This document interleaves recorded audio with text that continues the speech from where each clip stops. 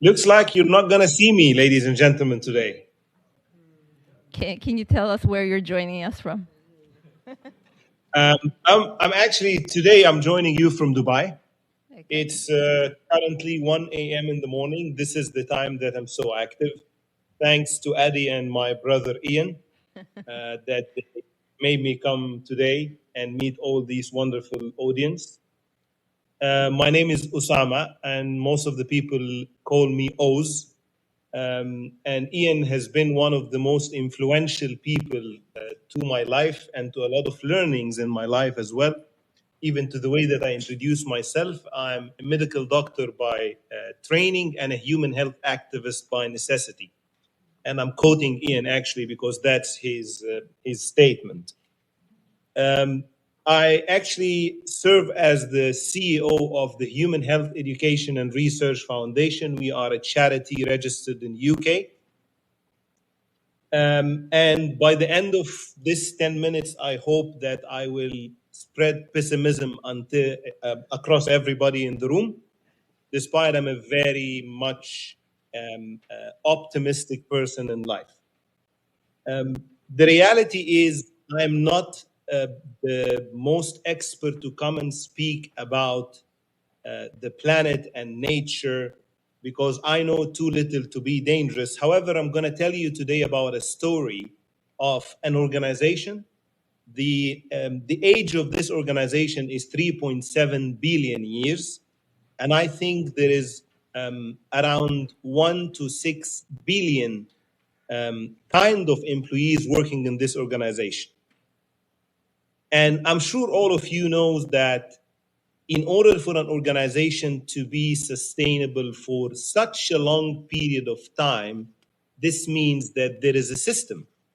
It's not just running haphazardly by each one of them is doing whatever they want, which is the same thing that I started to learn over the last 4 years by interacting with experts like Ian and like the rest of the people in the room and online as well, that every one of these species or these employees, I would say, is doing a specific job.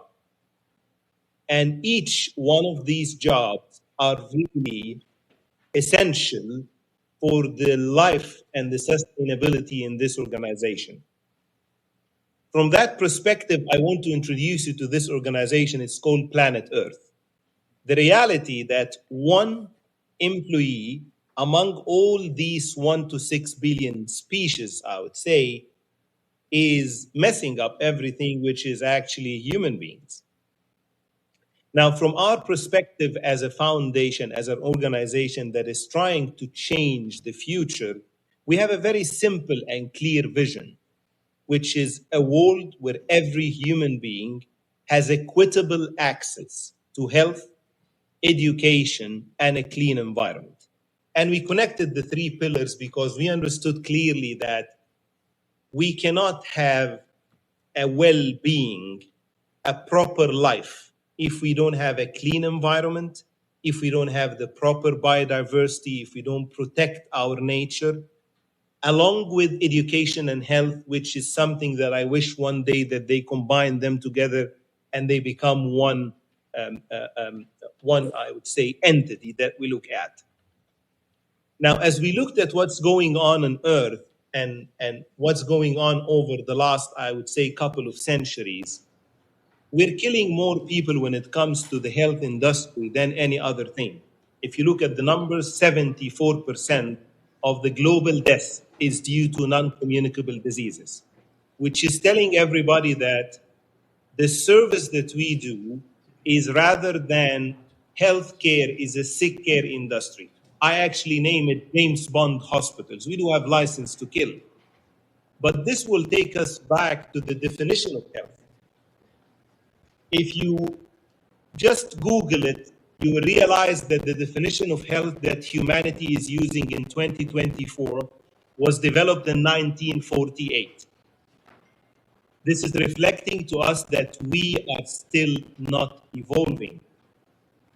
From our perspective, health is life and life is health. And that's the journey that we are working together over the last 4 years since we started the foundation, that we wanted to bridge minds across borders and across sectors. Because the more I know, the more I understand that I really don't know. We need to work together.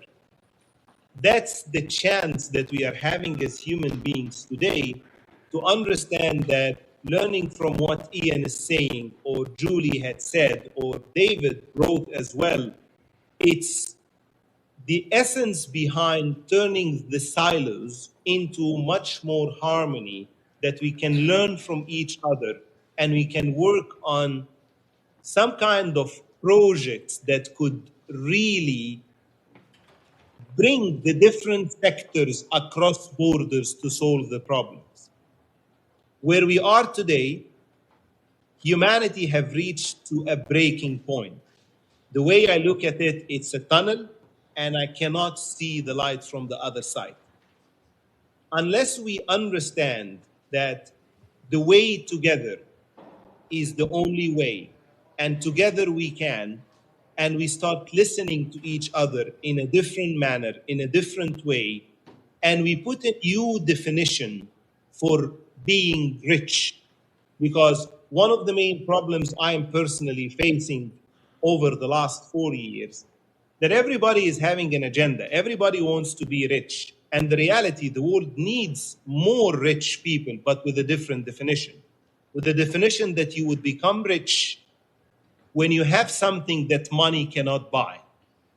But as long as we are, as a human race, running behind money and power and trying just to think about it as something materialistic, it's not going to end up in the favor of what we are trying to achieve.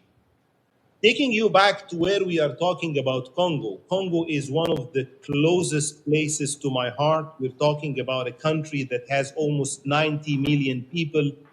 We're facing a lot of issues when it comes to the nature, despite the richness of the country when it comes to human capital, when it comes to the rainforest, when it comes to the nature and the animals, and all what has been mentioned about such beautiful creatures that are serving us every day for free, and they have never ever taken sick leaves. They have never ever had any kind of, I would say, reasons not to do the jobs. You would never ever see an elephant that said, okay, I don't like Congo, I would like to live in Paris. Or, nah, guys, I need to lose some weight. It's not like that. They have been serving, doing the job, and what they are doing is essential for our life. Now, the question is, if we keep talking, but there is no walk, then we're not going to change anything. It's going to be another discussion and another podium and another audience that we will clap at the end of the talk. But the reality is, it is time that we join forces, EcoFlex. We talk about Rebalance Earth. We talk about Julie and Nature Finance and other organizations and other people, that we put some of our agendas on the side and we join hands together and we say, okay, let's do this and show the people that it's doable, that together we can, and we can change something small.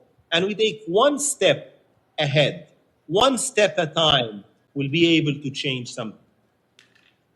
Now, from the part of my talk, I would love to come out of this talk with two things. That we come up with two new definitions. Number one, a new definition for health, that health is life and life is health. It's not just the state of complete physical, mental, and social well-being, because this does not make any sense to me. And on the other side, that we come up with a new definition of being rich, that we will become rich when we have something that money cannot buy. And from there, we can learn from each other. We can really work on how can we securitize the nature and how can we monetize these wonderful creatures and turn the ecosystem services into something tangible that could really finance health, could really finance education and the preservation of the nature and the clean environment. And by this way, we turn the three pillars of well-being into human rights rather than privileges. Because today, they are a privilege. And when they are a privilege, the reality that we need to understand that health is a shared responsibility, irregardless of borders. And that's what we learned through the pandemic. But from my place today here, where I'm sitting in my room in Dubai, I'm asking every single one of you, ladies and gentlemen, that we start to think more as human beings and we look for working together, collaborating together.